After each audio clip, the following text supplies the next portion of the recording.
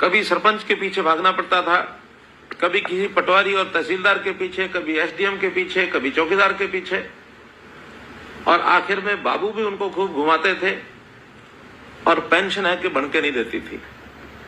लेकिन मुझे खुशी है कि चाहे 9 साल के बाद आज हम इस व्यवस्था को ठीक कर पाए हैं कि अब आपको कहीं नहीं जाना पड़ेगा।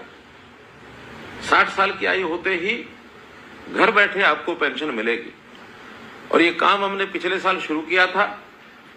1 लाख से ज्यादा लोगों की पेंशन इस प्रकार से बन गई है।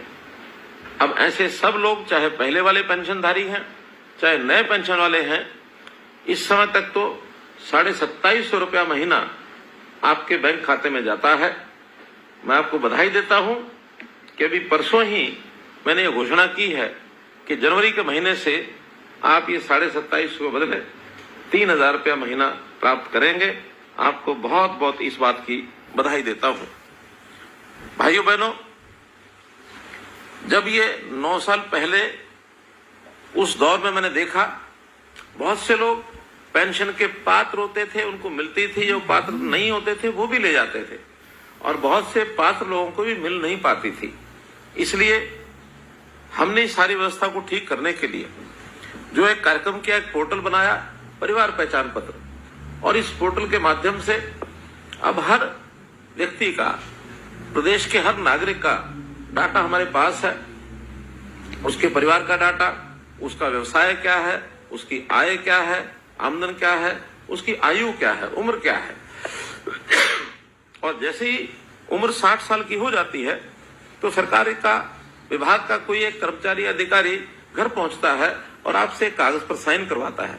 साइन कराने में केवल इतना ही हेतु होता है कि आप पेंशन लेने की इच्छा भी रखते हैं या नहीं रखते हैं। केवल इतना एक औपचारिकता करके आपके साइन होने के बाद 1 महीने के बाद सीधी पेंशन आपके बैंक खाते में पहुंचती है। और आपको भी उस समय खुशी होती है, हमको भी खुशी होती है कि हमारे उस एक भाई को जिसको पेंशन की आवश्यकता है, उसको बिना किसी हुलझुल के और ये पेंशन मिल गई है। हमने इस प्रकार से एक व्यवस्था की है कि पहले पेंशन मानो कोई लेना चाहता था, उसकी पेंशन उसके पहुंच नहीं पाती थी, तो कई बार ध्यान में आता था कि बीच में कोई और खा गया पेंशन, किसी का हक कोई और मार ले गया। तो ऐसे हक मारने का भी एक जो सिलसिला होता था उसको हमने बंद किया। खास करके ऐसे परिवार या ऐसे असहाय व्यक्ति जो किसी से झगड़ा नहीं कर सकते, जिस किसी को इसका मानो कोई उनका हक मार के ले गया तो उसकी जिम्मेवारी किसी को ऊपर नहीं डाल सकते, तो ऐसी स्थिति कई बार समाज में रहती है।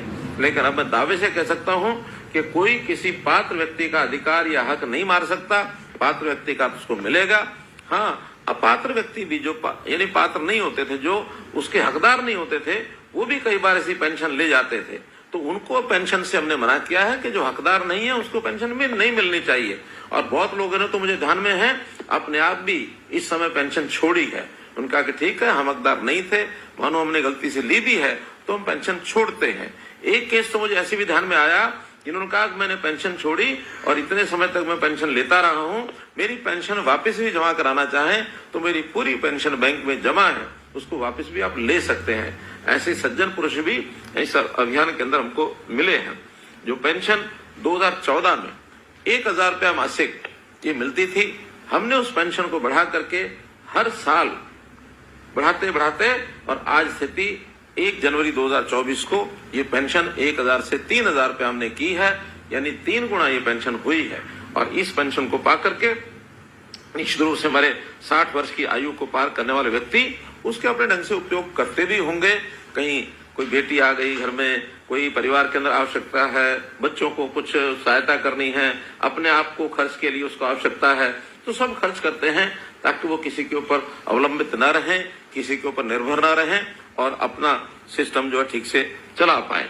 अब अगर मैं पेंशन की बात करूं तो जितने भी लोग पेंशन ले रहे हैं उसमें हमारे बुजुर्ग बंधु तो है ही हैं, जिनकी आयु 60 साल से ऊपर है और जिनकी आय अपनी और अपनी पत्नी की अर्थात दोनों की आय मिलाकर के 3 लाख रुपए से कम है। ये सब बंधु तो ले ही रहे हैं। लेकिन दुर्भाग्य से बहुत हमारी बहनें विधवा हो जाती रही हैं, उनको भी पेंशन का प्रावधान हमने किया है। कुछ बीमारियां ऐसी होती हैं, लाइलाज बीमारियां, उन लोगों को भी हम ये देते हैं। दिव्यांग बंधु जो अपना ठीक से काम नहीं कर सकते हैं, उनको ये पेंशन मिलती है और अब तो एक घोषणा मैंने की है, बहुत शीघ्र उनको योजना ये मिलने शुरू हो जाएगी पेंशन। जो हमारे विधुर बंधु हैं, जिनकी आयु 40 वर्ष से पार हो गई है, जिनकी पत्नी का देहांत हो गया, उनको भी ये पेंशन हम दे रहे हैं। और ऐसे ही जिन बंधुओं की 45 साल तक शादी नहीं हुई, 45 साल के होने के बाद उनको भी ये जो पेंशन है हम उपलब्ध कराएंगे।